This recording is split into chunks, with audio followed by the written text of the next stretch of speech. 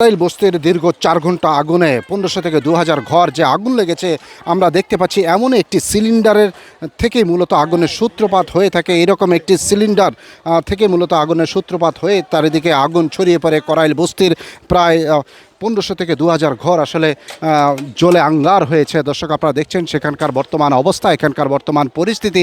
যে সকল বাসার উপরে টিনের ছাউনি ছিল সেই সকল টিনের ছাউনিগুলি আসলে পুরে সব বাঁকাতেরা হয়ে গেছে। সেগুলো এখন ভাঙ্গারি দোকানে বিক্রি করে আসলে তাদের যার যার স্থান আসলে পরিষ্কার করছেন। তারা কিভাবে থাকবেন সেরকমটি একটি অবস্থা তারা পরিষ্কার করছেন এবং তাদের বাচ্চা কাচ্চা, তাদের ফ্যামিলি, পরিবার পরিজন নিয়ে তারা এখানেই আসলে তারা বলছেন যে বাঁচি মরি যাই হোক, এখানে থেকে তারা আসলে রাত পার করবেন। তবে সরকারের পক্ষ থেকে বা বিভিন্ন সংস্থার পক্ষ থেকে এখন পর্যন্ত রাতের শীতের সেই রকম কোনো ধরনের বস্ত্র বা কম্বল এখন পর্যন্ত তাদের হাতে এসে পৌঁছায়নি। তারা তাকিয়ে আছেন সরকারের দিকে, বিভিন্ন সংস্থার দিকে।